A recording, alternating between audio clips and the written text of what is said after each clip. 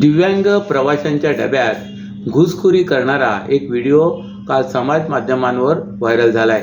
कल्याण Chhatrapati Shivaji Maharaj terminus लोकलमधल्या दिव्यांगांच्या डब्यात सामान्य प्रवाशांनी घुसखोरी केली। या डब्यात रेल्वेचे कर्मचारी देखील प्रवास करताना आढळून आलेत। अशा प्रवाशांना मज्जाव करण्याचा प्रयत्न केला असता दिव्यांगांना घुसखोर घंटीगणांनी दादागिरीची भाषा केल्याने दिव्यांग प्रवाशांनी नाराजी व्यक्त केली। एकीकडे दिव्यांगांच्या डब्यात घंटीगणांची घुसखोरी आणि दुसरीकडे बेफाम गर्दीमुळे चाकरमान्यांची घुमसट होत असतानाही मध्य रेल्वे प्रशासन हतबल झाले। या पार्श्वभूमीवर माजी आमदार तथा मनसेचे नेते राजू पाटील यांनी चिंता व्यक्त करणारा अभिप्राय एक्स पोस्टवर नोंदविलाय। डोंबिवली रेल्वे स्थानकावरचे चित्र त्यांनी व्हिडिओच्या माध्यमातून अधोरेखित करताना राज्य आणि केंद्र अशा दोन्ही सरकारांना जबाबदार धरले। बुधवारी सकाळच्या सुमारास डोंबिवली रेल्वे स्थानकावर आलेल्या कल्याण सीएसटी लोकलमधल्या दिव्यांगाच्या डब्यातून प्रवास करणाऱ्या सामान्य प्रवाशांच्या घुसखोरीचा व्हिडिओ यापूर्वी देखील व्हायरल झाला होता। त्यात एक दिव्यांग महिला लोकल सुरू होईपर्यंत खालीच राहिली होती। सहप्रवाशांनी उचलून तिला डब्यात ठेवले। क्षणात लोकल सुरू झाली। सुदैवाने त्यात कोणताही अपघात झाला नाही। याच वरून आज आरपीएफच्या पोलिसांनी या दिव्यांगांमध्ये घुसखोरी करणाऱ्या 40 ते 50 प्रवाशांवर कारवाई केली। सिव्हिल रुग्णालयात मोतीबिंदू मुक्त महाराष्ट्र या विशेष मोहिमेचे आयोजन करण्यात आले। या उपक्रमाअंतर्गत डोळ्याची संबंधित समस्यांसाठी विशेषतः मोतीबिंदू झालेल्या रुग्णांची मोफत तपासणी आणि आवश्यकतेनुसार मोफत शस्त्रक्रिया करण्यात येणार आहे। मोतीबिंदूमुळे अनेक रुग्णांची दृष्टी कमी होते। लक्षणे दिसताच त्वरित तपासणी करणे गरजेचे आहे। ठाणे सिव्हिल रुग्णालयात सुदैवाने ही मोहीम गरजूंसाठी मोठा दिलासा ठरते। त्यामुळे नागरिकांनी पुढे येऊन तपासणी करून घ्यावी। जिल्हा शल्यचिकित्सक डॉक्टर कैलास पवार आणि अतिरिक्त जिल्हा शल्यचिकित्सक डॉक्टर धीरज महांगडे यांच्या मार्गदर्शनाखाली सध्या तपासणी मोहीम दररोज सकाळी 9 ते दुपारी 1 या वेळेत रुग्णांच्या नेत्र विभागात सुरू आहे। तपासणीसाठी येणाऱ्या नागरिकांनी स्वतःची ओळखपत्रे आणि पूर्वीचे वैद्यकीय अहवाल सोबत आणावे अशी माहिती नेत्रतज्ञ डॉक्टर शुभांगी आंबाडेकर यांनी दिले। या मोहिमेमुळे विशेषतः गरीब, ज्येष्ठ नागरिक आणि वंचित घटकांना मोफत उपचाराची संधी मिळते। मोतीबिंदूसारख्या दृष्टीहरण करणाऱ्या आजारावर वेळेत उपचार झाल्यास अनेकांचे आयुष्य उजळू शकते।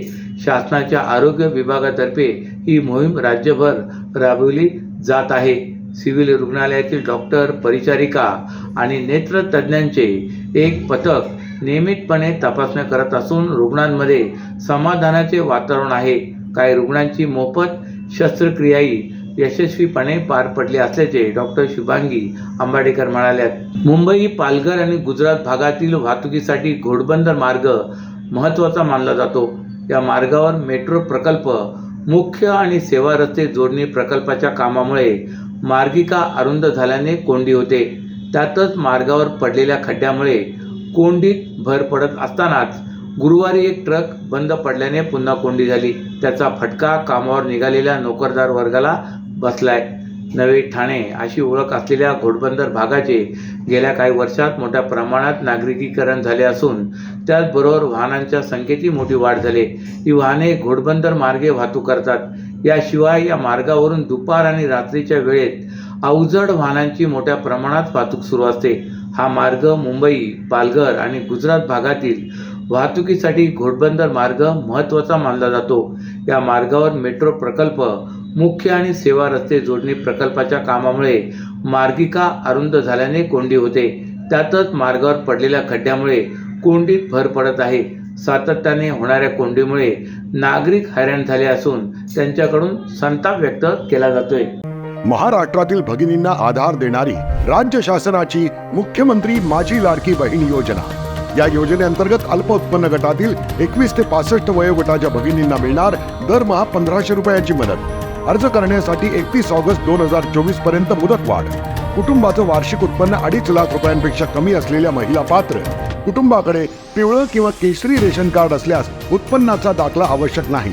पांढरं रेशन कार्ड असेल किंवा रेशन कार्ड नसेल तर कुटुंबाचं वार्षिक उत्पन्न 2.5 लाखांपेक्षा कमी असल्याचा दाखला आवश्यक। योजनेसाठीचा ऑनलाईन अर्ज नारी शक्ती दूत ॲपवरून किंवा पोर्टलवर भरता येईल। ज्या भगिनींना ऑनलाईन अर्ज भरता येत नसेल त्यांच्यासाठी अंगणवाडी, ग्रामपंचायत, वॉर्ड ऑफिस, सेतू सुविधा केंद्रामध्ये किंवा आशाताई बचत गटाच्या CRP यांची मदत उपलब्ध.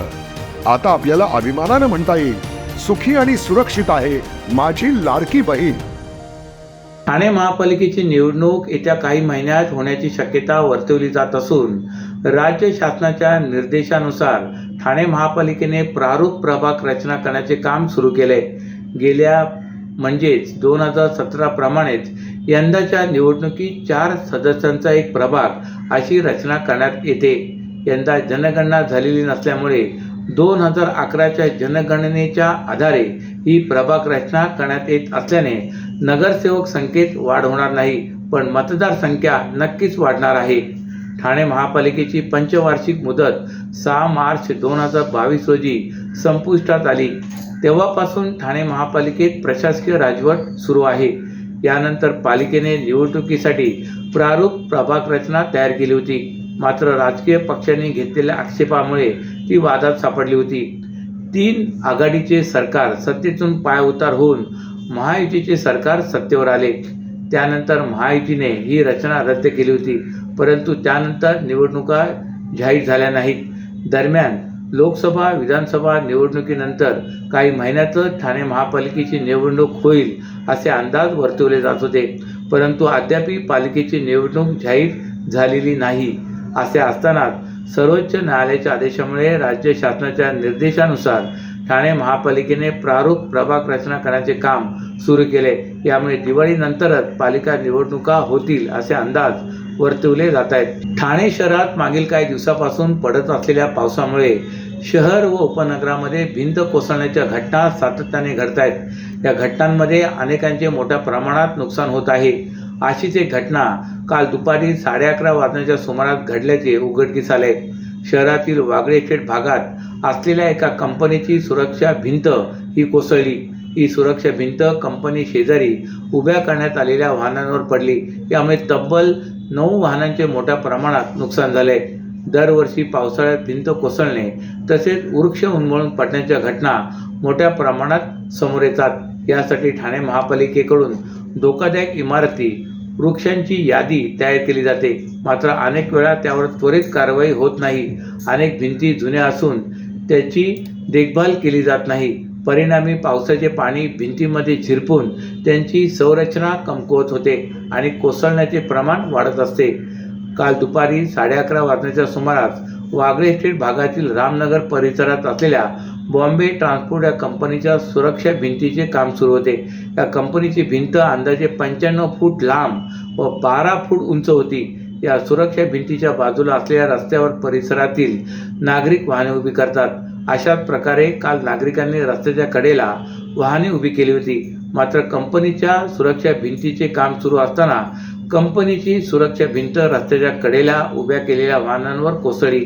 अपघातात कोणतीही जीवितहानी झाली नसली तरी तब्बल 9 वाहनांचे या घटनेत नुकसान झाले.